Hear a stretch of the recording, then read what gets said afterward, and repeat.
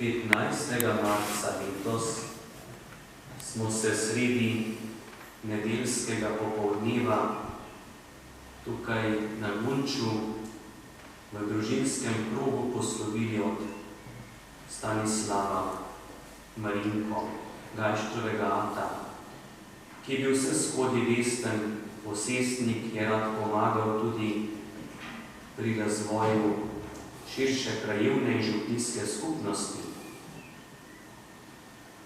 Danes se daruje zanj sveta maša, zato bi tudi rad v imenu projekta za obnovo naselij in izboljšanja zaupanja med ljudmi podal nekaj misli, zahvale za pokojnega Gajštrovega ata, ki ga je in to zahvalo tudi zapisal Drago Stanovnik. Takole pravi: še posebej mi ostaja v spominu njegovo spodbujanje k temu, da tudi sami naredimo kar največ v skupno dobro, pa ne bo to pri spodbujanju ljudem koristnih dejavnosti v domu krajanov, razvoju gasilstva, prenavljanju cerkve, urejanju poti in še kje. Tako je bil Gajštrov ata leta 1993 tudi predsednik delovne skupine za obnovo vasi, v kateri so bili tudi Zofij Marinko, Magdalena Pezdir in Štefan Rakovec.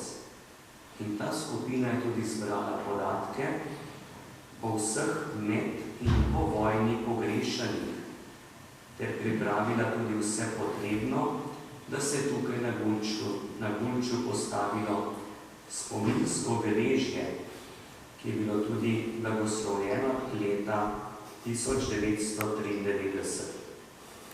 Tako je bil tudi narejen prvi korak k spravi v Vnanih Goricah.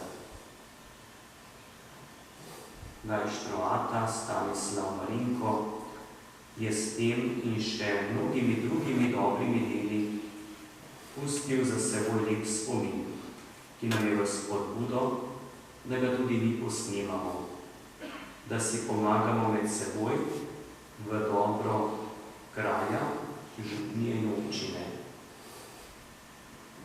In tako se ga spominjamo prav danes na Gospodov nebopot in upamo, da je tudi on pridružen občestvu svetih, kamor je šel Gospod Jezus Kristus na današnji praznik, ki ga obhajamo na 40. dan po veliki noči. Tako današnji praznik nosi ime v nebopot. V avgustu bomo praznovali Marino v nebovzetje. Pa bi bilo po slovensko zelo natančno pravilno, da bi rekli današnjemu prazniku v nebesa pot ali pa v nebesa vzetje Device Marije. Zato, ker slovenski jezik ima dve različni besedi. Nebo, za katerega vemo je prostor nad nami, zračni prostor, nebesa pa je duhovni svet. Prostor po zaključku tega zemeljskega življenja. To je ustvarjen duhovni svet, kjer so tudi angeli, kjer so sveti. In tako lahko vidimo na začetku Svetega pisma prvi stavek, ko pravi: v začetku je Bog ustvaril nebo in zemljo. Nekateri jeziki ne poznajo razlike med nebesi in nebom. Zato tudi v Svetem pismu je prevod nebo, pa ne pomeni nebo zračnega prostora nad nami, ampak pomeni nebesa, duhovni svet, stvarjenje angelov. In to je tisti prostor, za katerega Jezus pravi: grem, da vam prostor pripravim. In ko odide, da vam prostor pripravim, vas bom tudi vzel k sebi, da boste tudi vi tam, kjer sem jaz. In tako tudi to ime, ki ga imamo, v nepohod ni napačno, ampak je potrebno samo pravo razumevanje, zato da vemo, kaj je vsebina današnjega dne in kako velik praznik je današnji dan, ko je Jezus še zadnjič bil z 11 učenci in jim je dal zadnje naročilo, zelo močno. In je rekel, dana mi je vsa oblast v nebesih in na zemlji. To pomeni ne delna ali samo nekaj oblasti, vsa oblast, se pravi v nebesih, kjer je duhovni svet in tukaj na zemlji, kjer mi še zaenkrat živimo. Zato pojdite in poučujte vse narode. Ga ni naroda človeka, kraja na tem svetu, za katerega bi rekli, tukaj pa ni potrebno, da bi prišlo Božje oznanilo. Jezus pravi vse narode in učite jih izpolnjevati vse, kar sem vam zapovedal. To je že tretji poudarek, v celoti vse, ne samo tisto, kar človeku ustreza, kar mi je lepo prijetno, druge stvari pa pustimo v strani, ker so včasih pretežke, pa neprijetne, ampak Jezus pravi vse. In zaključe, jaz sem z vami vse dni, do konca sveta. Kdaj bo konec sveta tega, kjer živimo, tu je pridržano skrivnosti. Ampak konec sveta za mene bo takrat, ko bom tudi končal življenjsko pot tukaj na svetu. Ampak Jezus Kristus je z menoj do konca sveta. To pomeni, ga ni trenutka mojega življenja, tudi ne vašega, ko ne bi bil Bog z vami. Lahko pride občutek. To se lahko pojavi pri človeku, da je Bog daleč, da me ne sliši, da sem lahko celo zapuščen. To so človeški občutki. Ni pa to Božja resničnost. Zato, ker Jezus pravi, z vami sem vse dni do konca sveta. Jezus je odšel od učencev s telesom. Ni bil več navzoč kot človek, pa vendar ostaja navzoč med nami tudi telesno. Ne v telesu človeka, ampak je naredil zopet korak naprej. Ostaja skrit pod podobo kruha.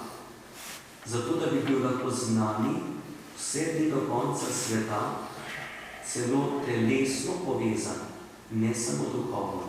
Z našimi rajnimi smo po smrti povezani le duhovno, telesno ne več. Z Jezusom Kristusom smo po zakramentu svete maše povezani z njim tudi telesno. Zato je zakrament svete maše tako velik, tako nedoumljiv in za novega človeka težko sprejemljiv. Zato, ker je to Božje delo. To ni človeško delo, po naši pameti in presoji nas presega. Ampak v to skrivnost lahko vstopamo samo z vero in s tisto iskreno ponižnostjo pred Bogom, da On ostaja z nami vse dni do konca sveta. V tej zavesti, v tej veri, tudi skupaj molimo veroizpoved. Verujem v enega Boga, Očeta vsemogočnega, stvarnika nebes in zemlje, vseh vidnih in nevidnih stvari, in enega Gospoda Jezusa Kristusa, edinorojenega Sina Božjega, ki je z očeta rojen pred vsemi leti in je Bog od Boga, duš od duši, pravi Bog od pravega Boga, rojen in ustvarjen, enega bistva z očetom, in je po njem vse ustvarjeno, ki je zaradi nas ljudi in zaradi našega zveličenja prišel iz nebes in svetilici po Svetem Duhu, iz Marije Device in postal človek, bil je tudi križan za nas. Pod Pontijem Pilatom je trpel in bil grob položen in tretjega dne od mrtvih vstal, po vključevanju pisma in je šel v nebesa, sedi na desnici Očetovi in bo spet prišel v slavi soditi žive in mrtve in njegovemu kraljestvu ne bo konca. In v Svetega Duha, Gospoda, ki oživlja, ki izhaja z Očeta in Sina, ki ga z Očetom in Sinom molimo in slavimo, in govorimo po prerokih, in eno sveto katoliško apostolsko cerkev, priznava en krst odpuščanja grehov in pričakuje vstajenje mrtvih in življenje v prihodnjem veku. Amen. Brati in sestre, praznik Gospodovega vnebohoda, ki ga danes skupaj obhajamo, nam odkriva, kakšna bo naša zadnja prihodnost in kako se bo svet končal. Zato z zaupanjem prosimo. Gospod, daj nam duha modrosti in razodetja, da te bomo vedno bolj spoznavali. Prosimo te, usliši nas. Gospod, daj našemu srcu razsvetljene oči, da bi videli, kakšno je upanje, v katero si nas poklical. Prosimo te, usliši nas. Gospod, daj nam moči in stanovitnosti, da bomo s svojim življenjem oznanjali tvoje darili vsemu stvarstvu. Prosimo te, usliši nas. Gospod, daj nam svojega duha, da bo v naših srcih prebujal hrepenenje po prihodnjem veku. Prosimo te, usliši nas. Gospod, daj bolnim za koronavirusom zdravje, zdravnikom požrtvovalnost, vsem nam pa rešitev pred nevarnostjo. Prosimo te, usliši nas. Nebeški Oče, verujemo, da je Jezus Kristus naš odrešenik in je pri tebi v slavi. Vedno naj tudi čutimo, da je z nami do konca sveta, kakor nam je obljubil. To te prosimo po njem, ki s teboj živi in kraljuje vekomaj. Amen.